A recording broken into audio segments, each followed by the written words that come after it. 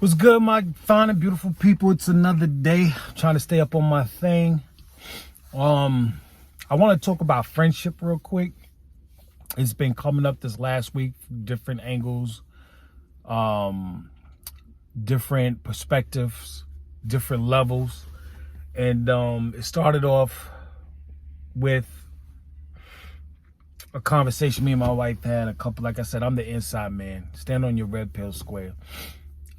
This is why I come with the purple pill perspective. So while I was in my purple world, the wife and I had a discussion, or this little bit of a back and forth.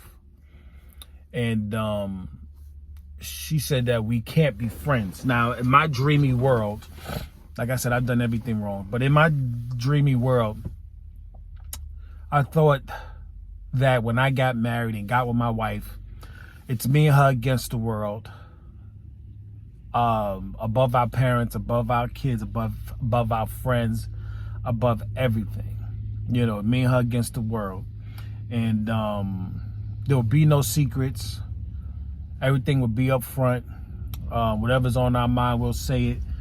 You know, we'll exchange ideas, whatever. It's just me and her. You know, if somebody comes to me with something, let me run it through my wife. If someone goes to her, let me run it through my husband.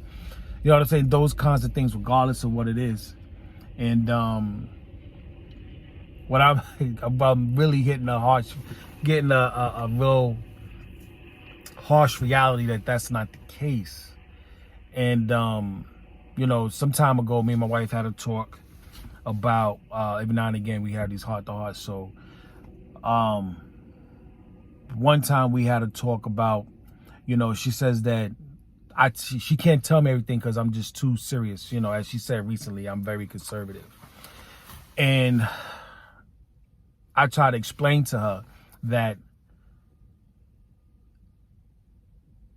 early on, like I said, we've been dealing with each other for over 20 years. So it doesn't seem that way. But it seemed like it was really flew by. But early on, I really didn't care who she talked to or what she was doing. I really enjoyed the time that I was with her. You know what I mean? So we came, saw each other, you know. Well, she said our theme song was Alexander O'Neill's Saturday Night because I saw her like one day a week. You know, that was my thing. And I enjoyed our time, you know. It wasn't until really she started planting the idea of getting married and going a little further and you know. And, you know, we turned up the heat and got serious, and here we are. But at that time, like with any other relationship or association or situationship, whatever it is, but early on, I didn't care. You know what I mean? I came see her. You know, she might have went to a spot. I might have went to a spot, a night out. We met up later, you know, and it was more of that than anything. And not that I wouldn't have married her on the spot. Like when I first met her, first laid eyes on her, it was like a movie. Slow motion. Holy shit. I observed observed and soaked in every part of her body. You know what I mean? It was slow motion for me. And but like I said, the way she was and nonchalant, the way she acted, I never took her seriously. And I never thought about it being that serious. I said, I'm just going to enjoy my time with this girl, and whatever it's going to be is going to be. So, but now that all these years later, she says she can't have certain conversations with me, especially when dudes come into play, because more or less I start asking questions, and she doesn't like being questioned, but two, I guess my attitude turns. You know, maybe she feels I get on the offensive and she gets on the defensive. And I explained to her that those dudes, especially dudes from her past, which is an issue, and friendships to her is very valuable above anything else, which is not a good deal. But like I said, back early on, I was invested. I wasn't invested. I didn't put money in on this. You know what I'm saying? I wasn't, it was more than my time. You know what I'm saying? I have years and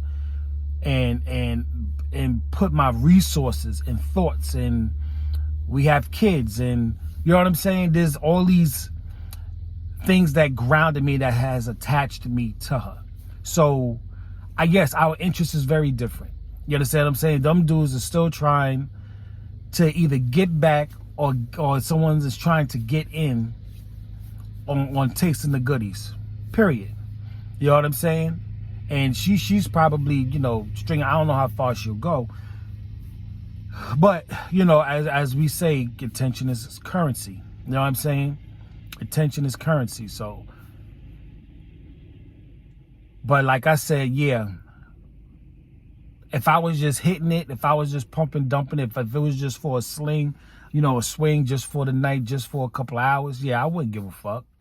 You know what I'm saying? I'm sure that in my past, I was that guy, who spent time with girls and then sent them home. You know what I'm saying? I was that guy. You understand what I'm saying? I didn't care. You know what I'm saying? I was just, I have my music going, get my drink on, and now I'm starting to feel a certain way, and I need to, settle some debts. You know what I'm saying? So yeah, so this is their perspective. You know what I'm saying? So I'm invested in you. Yeah, you know what I mean? So this is why my expectations are different. So yeah. But that doesn't mean we can't be friends. That just means I have to be careful who you're calling friend. You understand? And just what is your, never mind theirs, but what is your intention? So that dragon kind of reared its ugly head lately, and what it, like I said, in my dreamy world, you should be, I'm not saying, best friend, but you should be my first friend. You understand what I'm saying? I should be weaning myself from my best friends, male friends, and some will say I shouldn't be thinking like that, but that's just in my dreamy world. I'm getting harsh realities just smashed in my face. And I was like, what it came down to that ended the whole conversation was, I was like, if I'm not your friend, then who am I? She said, you're my husband. And it kind of like, and I was like, well, what the fuck does that mean? Oh, shit. What the fuck does that mean? You understand what I'm saying? And it just, I want to be with someone I can let my guard down. This is why I asked a couple videos back, about someone who brings comfort to your life, or someone who kind of keeps you on the edge, because sometimes that anxiety keeps you pushing forward. And I think when I met my wife, there was a level of anxiety that made me better. And that might be in God's plan, that I needed that type of this type of situation to motivate me to put me in the space that I need to be in to go to the next level. And somewhat of an upgrade, as they say. And I realized some people can only be motivated in certain ways. And I just at the point in my life where I've become self-motivated. So maybe I had to go through that to get here, to get in this mind space. So like I said, the thing friendship has come up a lot.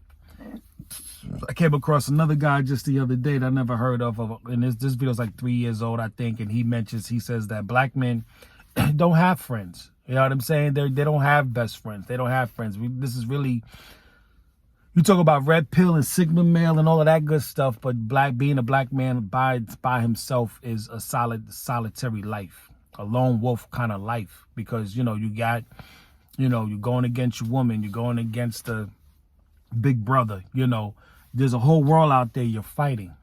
And this is something I told my wife too. I don't want to come home and fight. You know what I'm saying? I'm out here fighting the world all day. I don't want to come here and have to fight. You know what I mean? So, listen to Dr. B.O.A. I heard him say the same thing too. That your wife, your significant other is not your friend. I heard somebody the coffee pot brought it up. Like, it's just crazy how all these things just circle around or circle back.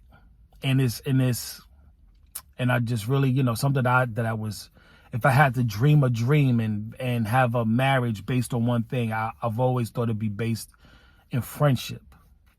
But the harsh realities that I'm learning in this world is that you cannot only that you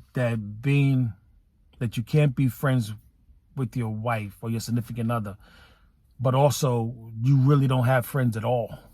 It's just a bunch of people that you associate with all day. And that's really, really blowing my mind. That's really blowing my mind. The job I do now, I'm out here in these streets 16 hours a day. This is the reason why, like I said, I figure I found my tribe this way. Right now, I know ain't nobody watching, but maybe as time go, I'll develop a community. But